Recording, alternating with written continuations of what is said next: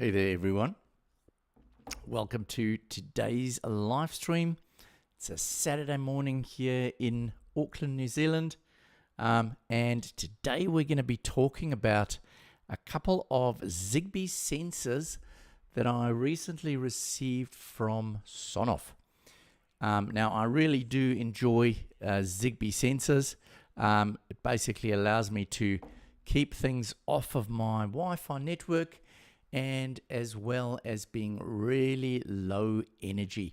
So today we're going to be having a look at a couple of their sensors. What I've got here, I've got this one. It's a temperature humidity with an LCD display. We're going to talk about this one, which is a door and window sensor, and there's something quite cool about that as well. Then we're going to be having a look at this one. It's a temperature humidity sensor. And the last one we're going to look at is this one, which is a Zigbee button. So let's first of all hop along and just have a look at the website just to get an idea of, let me just go along here. All right, go along here and have a look at some of the sensors that are available here. So having a look at the Sonoff website here, you can see that they've got quite a range of Zigbee sensors available now. So the ones we're going to be looking at are the four I've showed you. So let's kick off by looking first of all at this one. So this one is a little temperature humidity sensor which can conveniently be stuck anywhere. It's got a little magnetic sticker thing at the back. We'll show you just now how that works, and it's quite small. And one of the key things about this is the battery life. So all four of these sensors that I'm going to talk about today, they have a really long battery life. So we might be used to battery lives of sort of 6 months, 1 year, for example, with a lot of the Xiaomi sensors that I've been using. But it seems that Sonoff is really going about creating sensors with a longer life, and they're not overly large. So yes, they are larger than the Aquara ones, but they are still quite neat, and I like the quality of these devices. So having a look at this, on the humidity side, they're talking about a 2% relative humidity sensitivity and a 0.2 degrees temperature accuracy. So that looks reasonably good. Obviously we can use these to trigger smart actions within Home Assistant. You could also use these within the Sonoff infrastructure. So they've obviously got their own systems now. They've got their own hub, and you've got things like the NS Panel Pro that you could use. It's got this data storage. I think it stores up to 6 months. It's got a comfort alert, and it's got this 4-year battery life, which I think is amazing. So quite a neat little device. You can pull the data into Sonoff, but for me, I prefer to pull it into my Home Assistant. So having a look at this device, let's just flick over to my unboxing camera. You should be able to see my little unboxing camera. There we go, top-down camera. First time I'm trying this one out. All right, so we're talking about the temperature humidity sensor. So having a look at this little device, it's a reasonably small size, approximately 3 centimeters across. It's got a little temperature and humidity, or temperature logo, it looks like, on the front there. So that's quite nice. The feeling of the device, really nice quality feeling. On the back, we can stick a coin or something in there to clip that open, and then you can pop the battery out. Haven't managed to get the battery out as yet. There we go. So you can see that it is a totally different battery to what we're used to on these devices, and this is why they're getting so much better. So that is a CR2477 battery that is fitting in there, and we can click that on. You can see we've got our little magnet inside there, and we can quite easily just get that back in place somehow. Let's holding on there a little bit with the magnet. Let's see if we can get, there we go, and then we'll just clip that back into place like that. You'll see that there is a little red LED that starts to glow there. It's got a little space there where it can allow for obviously the humidity to move through there. You can see it's flashing there. We've also got a button that will allow this to be flashed or to be connected into Zigbee on our Home Assistant. So that's the first one we're looking at today. The next one I'm going to show you is, it's just switch screens again, is this one over here. This is a smart button. So once again, similar sort of design. It's got the 3 different clicks. So it's got the single press, double press, or a long press. Doesn't have a triple press like the Aquara one offers. Now this one is offering 5-year battery life, so even better. And I'm assuming that that is because it's only triggered when you're actually pressing that button. So really good. It's got a low battery notification, and obviously we can use this to trigger all sorts of different scenes. So once again, it's got the much larger battery inside there. As you can see, it can connect to all sorts of devices. This is what I'm using. I've got the Sonoff Zigbee dongle, USB dongle, that I use to connect to Home Assistant. Very, very happy with that. I've tried both versions. Both versions have been really good. So we have a look at the device itself. Just switch over here. So this is a really nice looking device. Once again, see if we can get the camera to, there we go. Once again, nice, neat looking device. The button has got a nice firm clicking noise. Once again, we've got our pairing button on the top there. And what I didn't show you last time was that these come with a little metal backing plate. So the backing plate can be used for sticking these or mounting them on a wall that is not magnetic. So if you are wanting to mount onto a magnetic surface like your fridge, you would just put it up there and it sticks quite nicely. But if you want to mount this to the wall, you can just mount this little metal plate, which comes with a 3M adhesive there, like that. So we can stick that up against the wall, and we can then just have our button neatly placed wherever we want it. And that is the little smart button. Next up, we're going to have a look at the, make sure we've got our right camera on here. Yep, looking at the screen. So next up, we're going to have a look at this one. So this is our temperature and humidity with LCD display. Now, they're claiming here that it's got an accurate Swiss-made sensor. So that sounds like a pretty good idea. I'm not sure what the difference is. Be really interesting to see if there's any more information about that. This is offering you a 400-foot coverage. So that's pretty good. And once again, this has got, I think, a reasonably large battery. Let's have a look if it says anything about the battery life on this one. Doesn't seem to say anything about the battery life on this one. So not quite sure how long the battery is expected to last. Let's just see if it's got any information. Once again, it's got that magnetic back. Oh, there we go. 2-year battery life on this device. So pretty impressive. I must say I'm impressed to see that we're not going to be having to run around and swapping batteries the whole time with these devices. So let's just have a look at my unboxing camera again. So here we go, checking this out.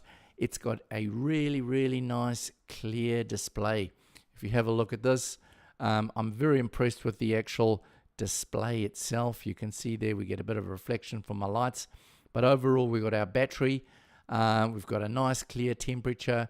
We've got our humidity down the bottom here. And then we've got a little indicator just giving us a warning about, I think, whether it's hot or cold and whether there's high humidity. Now, once again, this device, if we take off the back, it's got this little mounting bracket. So you could mount this up against the wall, or you could use the magnetic mount. Once again, it's got a button here to pair it up. It also does have these little QR codes that you can use to pair directly into the Sonoff app itself. Now, it has this little stand, so you can stand it up like that on your desk or something, which is pretty cool. Yeah, so I'm pretty impressed with these new Sonoff range of devices. They seem to be really nice. The last one we're going to have a look at now is our door and window sensor.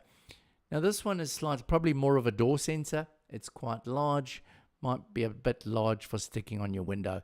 Once again, a long battery life. We've got 5-year battery life. And what I've noticed with this one, this is the little extra bonus they've added on here, is the tamper alert. So the beauty about this is it's got a little button on the back so that if someone removes it, it will actually alert you and let you know that someone has tried to overcome the use of this device or override it in some way. So let's just switch over here, go and have a look at this device. We've got a message here from Greg. I have a Blitzwolf LCD sensor and it uses 2 AA batteries, but they only last about 6 months. What battery is that? Greg, I'm assuming you're talking about this one over here with the display. Now, I would have to actually, let's just switch back to the, let me just see if I can switch back to this mode over here. Let us just go along and see if we can find out what sort of a battery they're claiming here for a true 2-year battery life, because I must admit, to be driving that the whole time for 2 years is pretty good. I know I've got a SwitchBot device very similar to this, which is running on 2 AAA batteries. That one has been running for about a year so far, and I have not had to replace them as yet. So let's just scroll. I haven't got a screwdriver with me, unfortunately, to open this up to see the battery, but we should be able to see what sort of battery it is. Let's just scroll down here. Where is it showing the battery for this device? Sorry, I'm just fiddling around here, trying to find the mode of where the battery is on this one. I think it's a coin type battery, to tell the truth, which is pretty impressive for that length of time. No, unfortunately, I can't see what type of battery this is.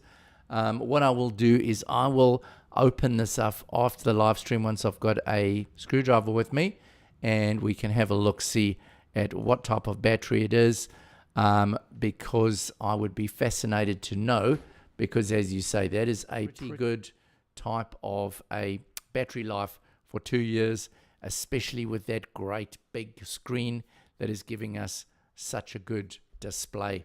So I will also give you some feedback with these devices. I obviously use them once I've done the original testing. I use them for a while and then I give you my feedback. So for example, that one that I'm using, did the video quite a while back about the SwitchBot. That one has been working definitely more than a year now, and I have not had to replace the battery, but that was on 2 AA's. So the Blitzwolf LCD, Greg, it'd be interesting to get your feedback as what your other comments are about that Blitzwolf. Is that using Zigbee as well? How well is it connecting? Another device that I have been using is the Aeronet 4 that uses 2 AA's. That one seems to last about a year on the AA's, and that one's doing CO2 as well. All right, so let's move back to this one over here, our last one, which is the, we'll just switch over to our unboxing camera. So this is our door sensor that I was mentioning earlier. So the door sensor, there we go. You can see there that tiny little button. So when you stick this up against the wall, the button will be held in. So if someone to come along and pull this off to try and override the sensing of this device and open the door, they would be alerted, or you would be alerted, because it's got this little protection. And I've never seen that on one of these before.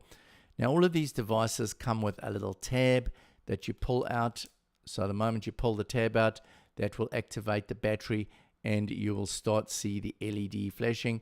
This one also has a click button at the top there that can be used to connect this to your Zigbee network. Now, having a look at the little magnet that comes along with this, as you can see, it's got a little line there that you would use to align the magnet onto the sensor itself. Okay, CR2450, same as the other one that we were looking at there. Yeah, so it's going to be very interesting, Greg, to see what the battery life is on these devices. I'm a big fan of Zigbee because of the battery life. It's going to be very interesting too to see once the Thread devices start coming out what the battery life is going to be on them. But up to now, yeah, battery life seems to be pretty good on our Zigbee devices. I'll just go across to my Home Assistant over here. Let me just find, where have I got it here? The O2P. I've got this one connected already. The O2P is the button. O2P, let me just see if I can find that in my Home Assistant. O2, all right. So let's just go along to my Home Assistant screen. All right, so over here we can see we've got our temperature and humidity one. I checked this, I connected this a while ago. These devices connect really easily. I didn't even have to take them close to my Zigbee stick. I'm actually sitting in my studio, which is a fair distance away from the actual the Zigbee radio, the USB stick, and they were connecting from this distance. So you can see it's quite interesting. It seems to check in every hour, just as a check-in event. And then, of course, we've got our humidity and temperature. So this one seems to be measuring every 5 minutes. So it obviously goes to sleep, wakes up, and then sends a signal every 5 minutes, which for me, for temperature and humidity, this is well enough. I don't need any more regular. So that is for the humidity. Let's have a look at the temperature. So there we go. Temperature is also measuring. It's just 850, 845. Yeah. So every 5 minutes, it's basically checking in. So you can see there where I've been holding the sensor now, it's pushed it up, but you can see there it peaked out around the 20, just over 22 degrees for me yesterday. And what I really like with these sensors is that we've got a high degree of accuracy, having that 0.2 as our sensing. So if you're someone that really wants to have a good idea of what's going on in temperature in your house, that will be a really good option for you. It's also got obviously a battery reading. So currently that is reading 100%, which is pretty awesome. I'll be watching to see how that goes down. Now, it's quite interesting to see as well with these devices how much accuracy you actually get with the battery. I often find with some of the devices that they'll sort of go down like slowly to 80 or 70, and then all of a sudden they just very quickly finish off. So it'll be quite interesting over the long term to test these out and see what they're like in the long term with the battery. Let me just see which other ones I might have connected in here already. Okay, let's just check this over here. Yep, so this one is connected. So yeah, as I said, I haven't connected all of these as yet to my Zigbee network. I will be playing around. Well, I've connected them, but I've disconnected them because I was testing them. So overall, very impressed with these devices. Please give me some feedback in the comments below. If you've got any of these type of devices and you've had experience with them, please let me know what you think. Sonoff was kind enough to send me these devices, but this is by no means a sponsored video. I effectively go and I test these for myself, and I give you both good and bad feedback. So anyway, that was a really brief live stream today. I thought I'd do it as something different to a normal video recording. There are some other sensors that I'm also going to be showing you in the future. One of them is this. It's pretty cool. This is a plant sensor. Now, I love plant sensors. I'm an absolutely dreadful plant parent, and I will generally kill my plants. But since I've had the plant sensors in my house, I've managed to keep 2 plants going. The one has been going for a year and a half now, and it's been thanks to those plant sensors that have been reminding me not to water the ground too often or too seldom. Now, the reason I can't show you this one today is that it needs to be connected to a device. So I did do a video not long ago about this device, which is the Sonoff POW, the power reading ring. That was quite cool. And I was assuming that it would use this same device to be connected, and seeing as it had the same plug. But after trying that, it didn't seem to. So anyway, I've gone back to Sonoff and I've asked them to send me whatever the devices that I need to use to connect this up. So this will be another option for plant sensors. The other ones I use run off coin cells batteries. These ones are plugged in, so permanently wired.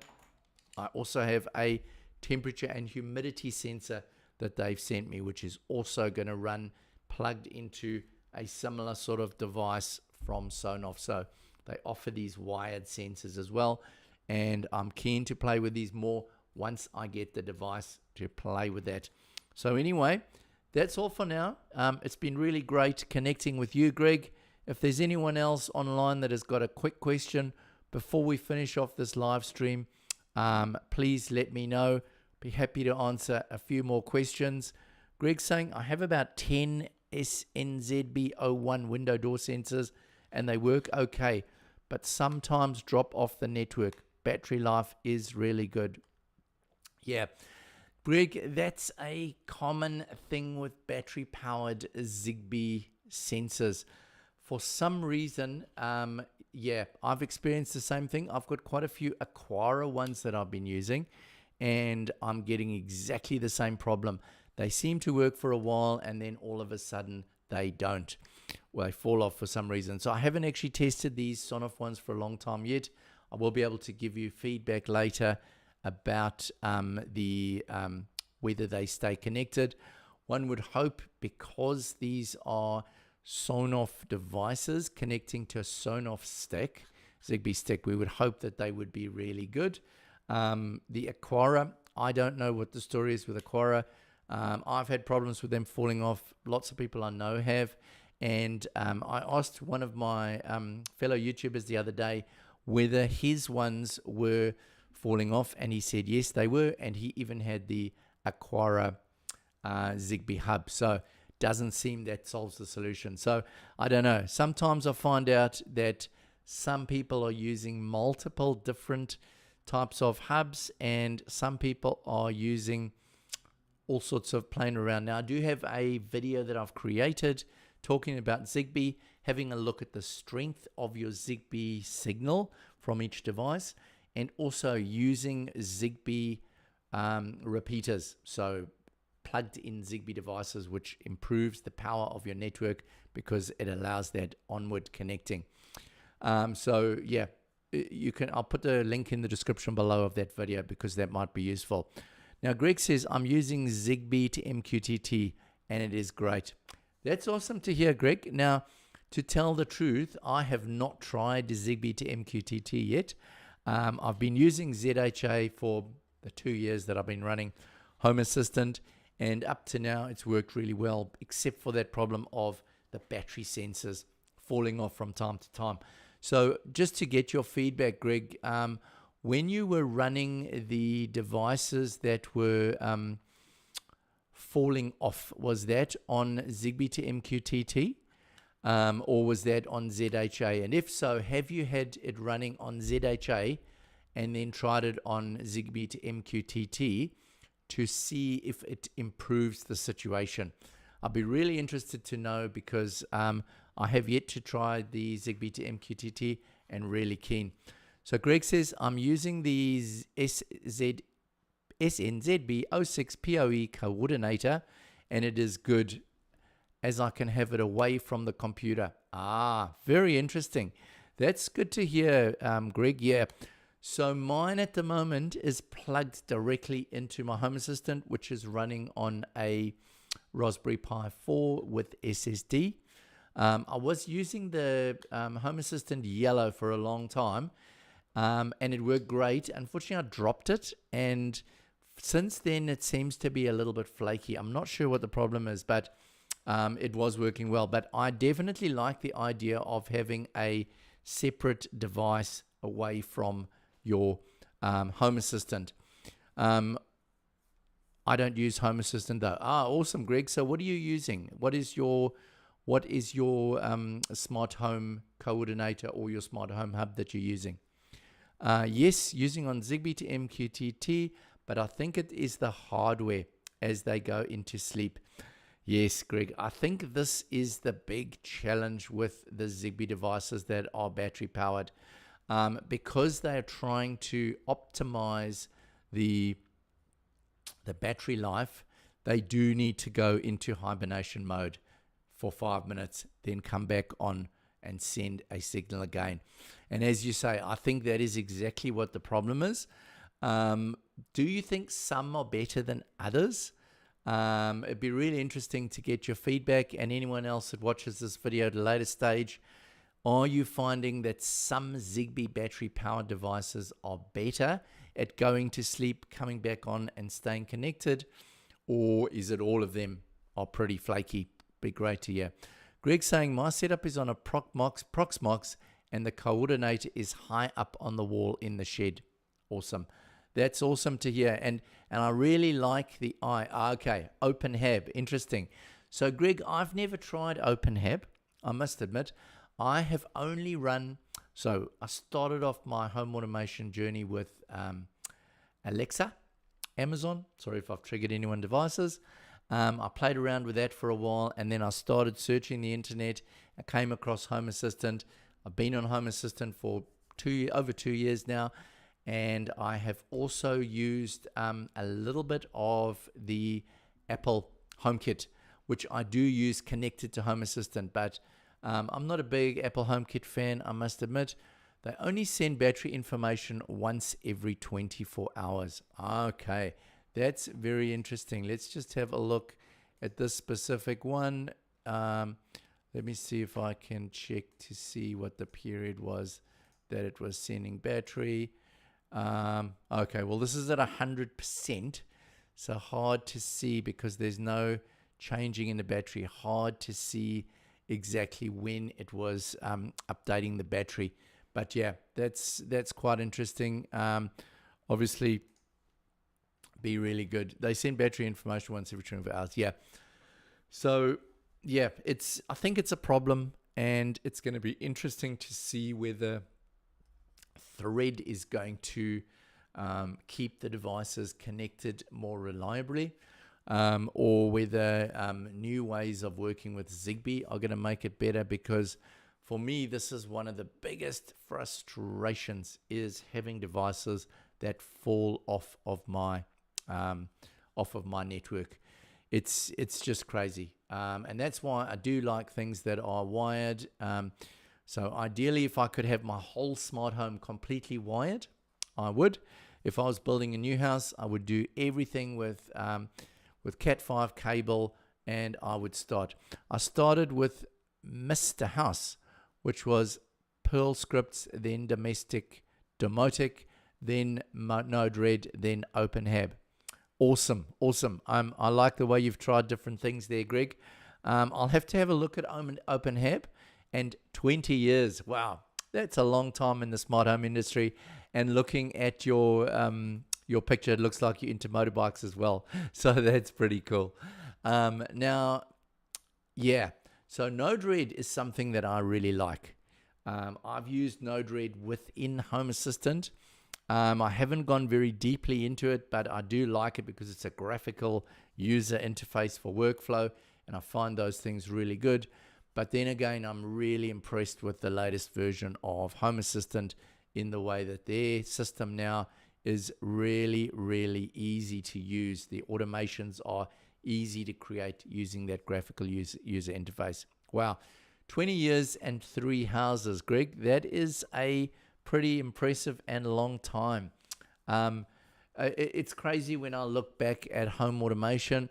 The first home automation device, if you can call it that I ever got was a clap light bulb switch. I don't know if you remember those. You plugged them into the wall, plugged your lamp in, you clapped and the light went on, you clapped and the light went off. So that was the first automation device I ever got.